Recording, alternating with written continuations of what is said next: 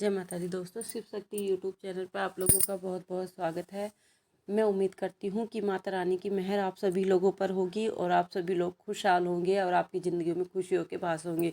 तो दोस्तों आज मैं एक छोटा सा टॉपिक आप लोगों के सामने फिर से लेकर हाजिर हूँ। आज का मेरा टॉपिक है कि सवारी आने वाले व्यक्ति को किन किन नियमों का पालन करना चाहिए। जैसा कि आप लोग जानते हो, सवारी जिस व्यक्ति पर भी आ रही है उसने बहुत मेहनत की है, बहुत पूजा पाठ की है, बहुत सिद्धि प्राप्त की है, जब जाके उस पर किसी इष्ट देव या किसी भी भगवान की जो छाया है, जो शक्ति है, वो उसे मिली है। मगर बहुत से लोग क्या करते हैं, जो इनको शक्ति मिलने के बाद इनके ऊपर सवारी आने लगती है, वो बहुत सी लोगों को नियम नहीं पता होता है, तो वो भूल कर जाते हैं और भूल करने से जो उनको ऊपर इष्ट देव की शक्ति है, जो इष्ट देव उनसे खुश हैं, जिनकी सवारी उन पर आ रही है, वो उनसे रुष्ट हो जाती है और उनको छोड़ के जाने लगती है। और वो जाने में सोचते हैं कि मैंने कौन सी गलती की है जो मेरे शीश पर है, वो मुझे मेरे क्वेश्चनों का आंसर नहीं दे रहे हैं। तो आज हम इसी टॉपिक के बारे में आप लोगों से बात करने आए हैं कि जिन जिन लोगों की सवारी आती है उन लोगों को किन किन नियमों का पालन करना चाहिए, कौन से ऐसे नियम हैं जो उन्हें मानने चाहिए, जो उन्हें करने चाहिए। अगर वो ऐसा नहीं करते हैं तो जो उनकी इष्ट देव है, जिनकी उन पर सवारी आ रही है, सवारी किसी की भी हो सकती है, सवारी भैरवनाथ की हो सकती है, माँ काली की हो सकती है, गुरु गोरखनाथ की हो सकती है, जहार पीर की हो सकती है, या किसी भी भगवान की या किसी भी इष्ट देव की सवारी आपके शीश पर आ सकती है। हर किसी के शीश पर अलग अलग सवारी देखने को मिल सकती है। किसी के शीश पर आप अमर सिंह पवन देख सकते हो, किसी के शीश पर आप बाबरी साहब की सवारी देख सकते हो। तो हम कह नहीं सकते कि किस किस के शीश पर कौन कौन सी सवारी आ रही है, मगर जिन जिन के शीश पर सवारी आ रही है उन्हों के लिए कुछ नियम बनाए हैं, कुछ कायदे बनाए हैं, तो उन्हें वो फॉलो करने ही चाहिए।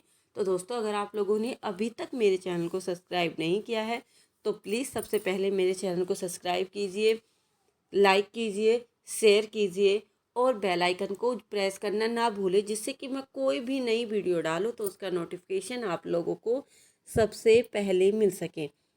तो दोस्तों, एक और बात, मैं वीडियो शुरू करने जा रही हूँ उससे पहले एक रिक्वेस्ट करना चाहूँगी, वीडियो प्लीज़ पूरा देखिए, बीच में स्किप ना करें। ऐसा ना हो कि आप वीडियो बीच में स्किप कर दें और आपसे कोई इंपॉर्टेंट पार्ट छूट जाए। तो हम अपनी टॉपिक शुरू करते हैं। जिस भी व्यक्ति पर सवारी आती है उस व्यक्ति को भूल कर भी झूठ का सहारा नहीं लेना चाहिए। उसे अपने इष्ट देव या जिसकी सवारी आ रही है उसको लेकर तो मोस्टली इम्पोर्टेंट झूठ नहीं बोलना चाहिए। या आप लोगों पर सवारी आ रही है तो आपको सामने वाले व्यक्ति को उसकी जो बाधा है, जो दुख है, आपको उसको वो ही बताना चाहिए, उसे उसी चीज़ से अवगत कराना चाहिए। ये नहीं कि आप अपने ऊपर सवारी आने का नाजायज़ फ़ायदा उठाओ और दूसरे व्यक्ति को आप भ्रम में रखो, दूसरे व्यक्ति को आप गलत गलत बताओ। ऐसा करने से जो आपको आपकी शीश पे जो इष्ट देव है, आप झूठ बोल सकते हो, मगर जो आपकी शीश पे परमात्मा है, जो जिसकी आप पे सवारी आ रही है, वो तो सब कुछ जानती है ना कि आप क्या कर रहे हो। तो अगर आप लोग ऐसा करते हो तो जो आपके इष्ट देव है वो आपसे क्रोधित होते हैं, आपसे गुस्सा हो जाते हैं और कई बार वो आपसे के शीश से जो आपके ऊपर उनकी छत्र छाया, उनका हाथ है, वो हटाने लग जाते हैं। और हाथ हटाते भी नहीं हैं तो वो बहुत बार ऐसा होता है कि वो आपके क्वेश्चनों का आंसर देना बंद कर देते हैं, अगर आप लोग झूठ का सहारा लेते हो तो। और क्या क्या वो काम हैं जो आप लोगों को करने चाहिए। आपको सूतक पातक काल में नहीं जाना चाहिए, नहीं खाना चाहिए। अगर मतलब सूतक काल, जहाँ बच्चा पैदा हो रहा होता है उसे सूतक काल कहते हैं। सूतक काल जब 1.25 महीने तक लगता है, जब बच्चा पैदा होता है वो 1.25 महीने तक हो, उस टाइम को सूतक काल बोलते हैं। तो उस टाइम का आपको खाना नहीं चाहिए। और पातक काल मतलब जब किसी व्यक्ति की डेथ हो जाती है तो उस टाइम को पातक काल बोलते हैं। ये 13 दिन 14 दिन, ये भी 1.25 महीने का इसका समय अंतराल होता है। अगर आपको बहुत ज़रूरी है, बहुत इमरजेंसी है कि आप लोगों के जाना बहुत ज़्यादा ज़रूरी है तो आप लोग जाइए। आप वहाँ से आने के बाद आपको अपने आप को अच्छी तरह से पवित्र करना है। आपको पानी लेना है शुद्ध, उसमें थोड़ा सा गंगा जल डालकर डालकर अच्छी तरह नहाना है। वो कपड़े हैं, वो कपड़े आपको उसी टाइम घर से आके उतार देने हैं। उन कपड़ों को पहन के आपको अपने मंदिर में या जहाँ आप चौकी लगाते उस स्थान पर नहीं जाना है। आपको पहले अच्छी तरह अपने आप को पवित्र करना है, नहाना धोना है, उसके बाद आपको अपने पूजा स्थल पर जाना है। और कौन कौन सी सावधानी आपको बरतना है।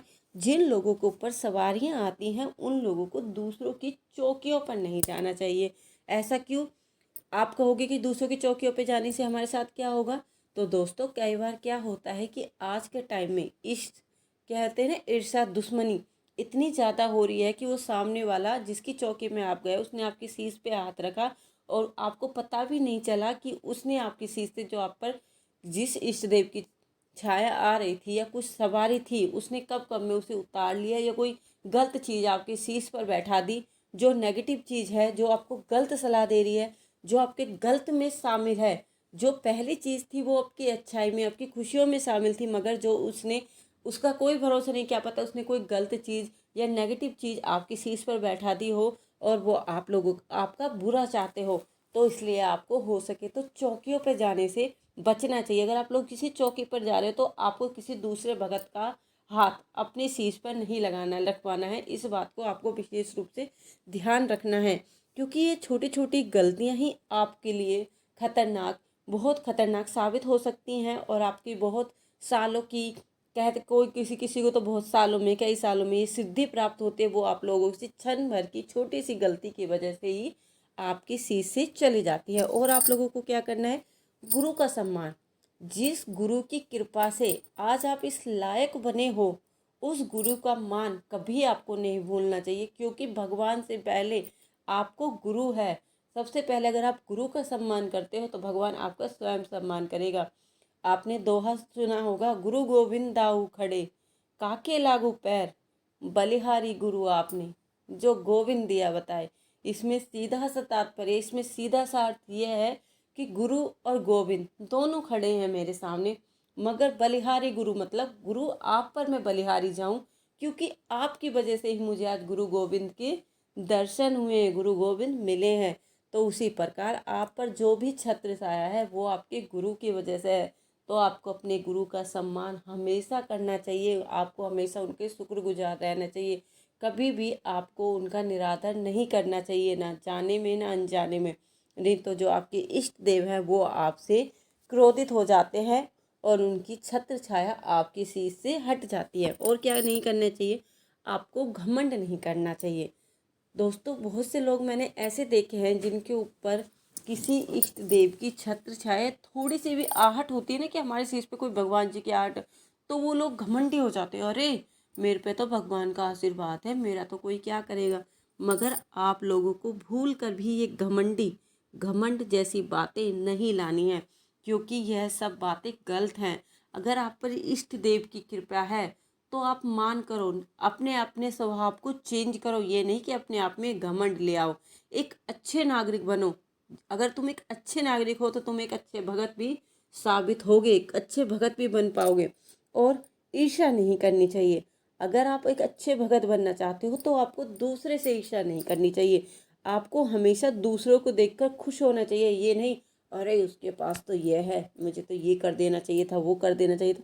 कभी किसी को देखकर आपको अपने मन में नेगेटिव थॉट या नेगेटिव विचार तो बिल्कुल नहीं लाने चाहिए। अगर आप ऐसा करते हो तो आपकी शीश पर जिस भी इष्ट देव की छत्र छाया है वो आपसे रुष्ट होती है, वो आपके स्वभाव से, वो एक चरित्रवान इंसान चाहती है, वह एक अच्छा इंसान चाहता ही है जो कि दूसरों का सम्मान करे, मान करे, ना कि दूसरों से ईर्ष्या करे। तो आप लोगों को विशेष रूप से इन सब बातों का ध्यान रखना है। तो दोस्तों आज के लिए इतना ही। हम लोग मिलते हैं अपनी अगली वीडियो में, उस टाइम तक बने रहिए हमारे चैनल के साथ। तो दोस्तों बस आज के लिए इतना ही। जय माता दी दोस्तों।